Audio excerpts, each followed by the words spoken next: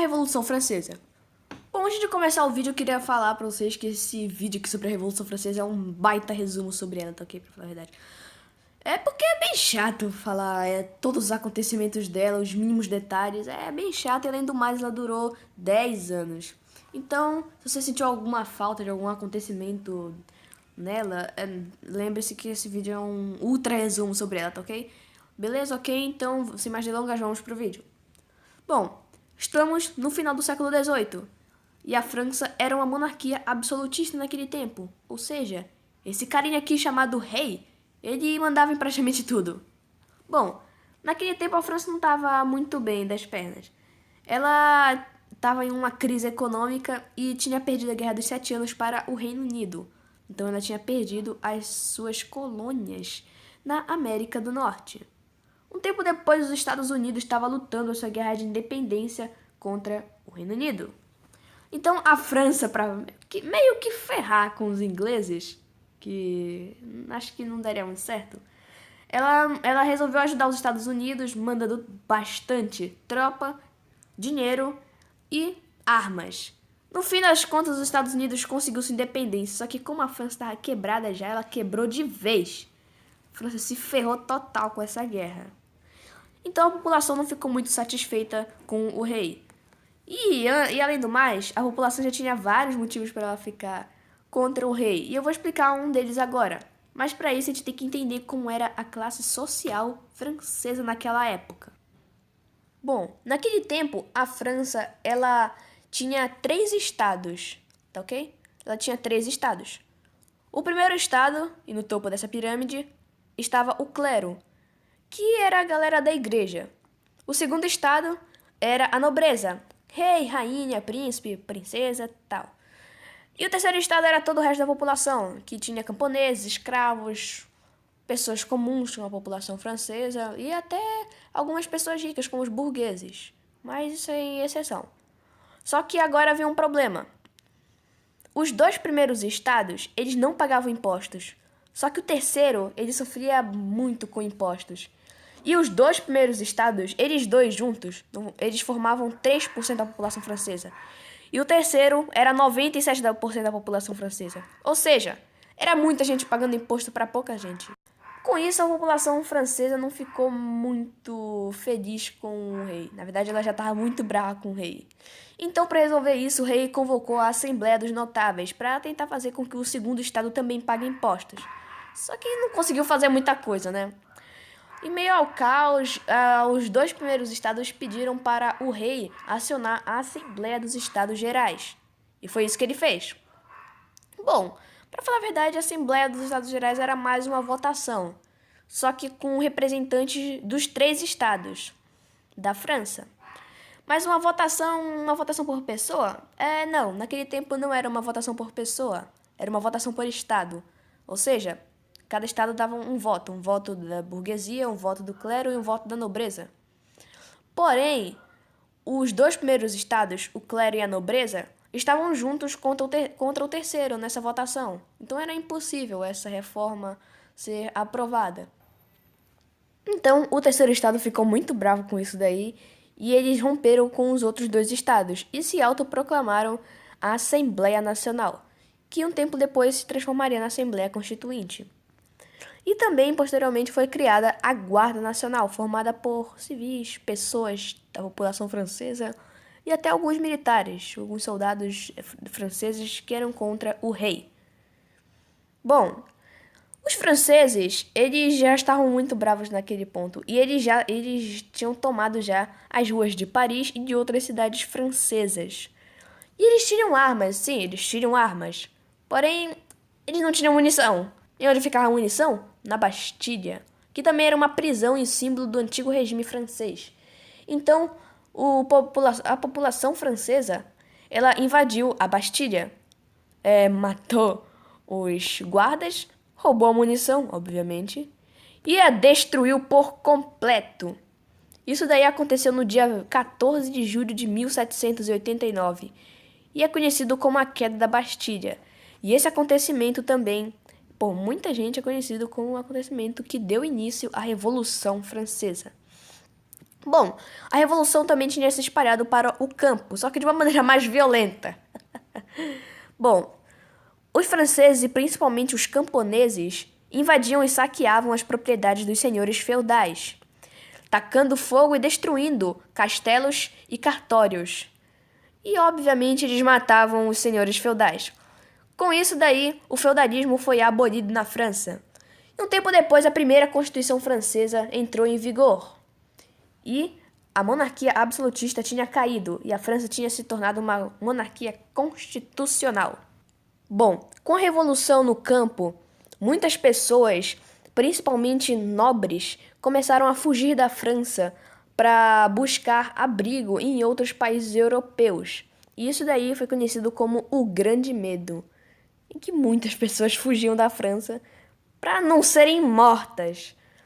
Bom, os franceses, no início do poder, eles até que fizeram algumas coisas boas para a França, como eles romperam o clero do Estado e confiscaram os seus bens, para tentar melhorar a economia francesa, que naquele ponto não estava uma das melhores já.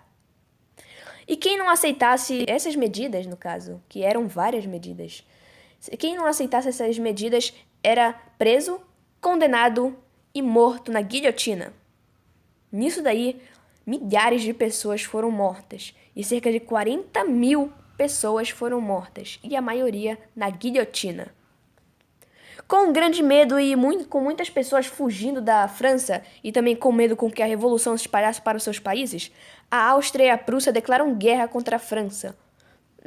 Principalmente o motivo é com medo com que a revolução se espalhasse para os países deles. Bom, foi uma guerra curta, porém ela iria ocasionar uma guerra maior, no caso, Napoleão. Então, só que o rei da França estava apoiando a Áustria e a Prússia nessa guerra. Só que tinha um porém. A população francesa descobriu essa traição do rei. E quando ela descobriu isso, o rei Luís XVI da França foi preso. A República Francesa, um tempo depois, tinha sido proclamada. E então a monarquia tinha caído totalmente na França. Com o início da República na França, 2 grupos surgiram. Não, na verdade foram 3. Mas eram 2 os principais. Os girondinos, que não queriam avançar mais com a revolução, não queriam ir à frente com ela.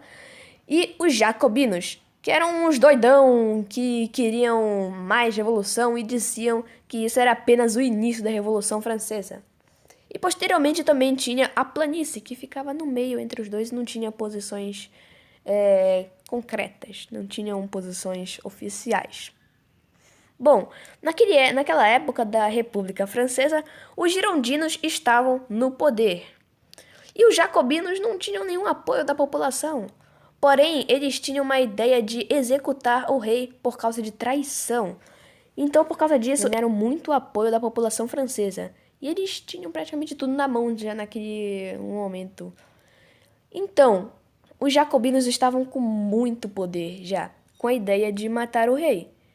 Então, por causa disso, o rei da França, Dom Luís XVI, foi condenado por traição e morto na guilhotina. Quando a notícia da morte do rei da França se espalhou para outros países, várias nações europeias ficaram com medo disso. E principalmente porque a revolução se espalhasse para os seus países, vários países declararam guerra contra a França. Principalmente, no caso, com medo com que a revolução se espalhasse para os seus países.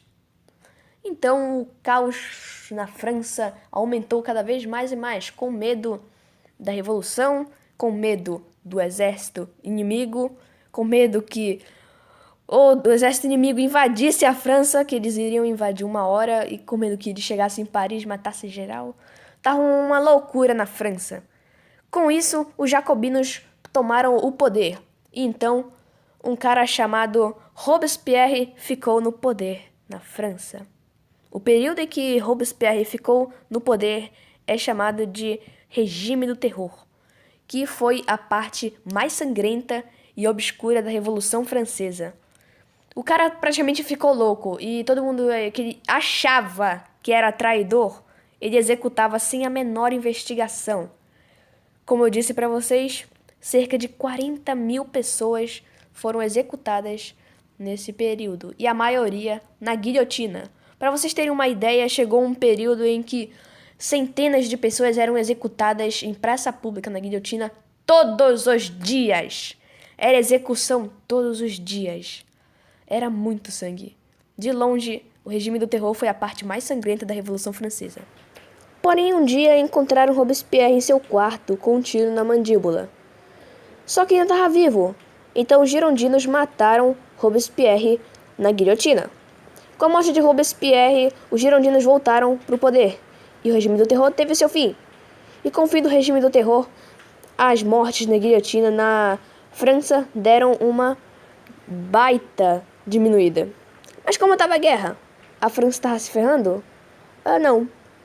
Para falar a verdade, não. Com o general Napoleão Bonaparte no controle do exército francês, Napoleão estava conseguindo se defender e ao mesmo tempo atacar o inimigo. Bom, uma vez, Napoleão ele foi para o Egito para tentar ferrar com o comércio inglês, que era uma das várias rotas que o Reino Unido utilizava para comércio. Eles invadiram o Egito, mas é óbvio que o Império Otomano também entrou na guerra quando Napoleão invadiu o Egito, pois o Império Otomano dominava o Egito naquela época. Napoleão conseguiu algumas vitórias no início, porém eram dois exércitos poderosos que estavam lá, o do Reino Unido e o do Império Otomano, então não deu para Napoleão. Porém, Napoleão conseguiu fugir do Egito e chegou na França, retornou na França, no caso. Um tempo depois, ele deu o golpe do 18 do Brumário, assim iniciando o que seria a Era Napoleônica.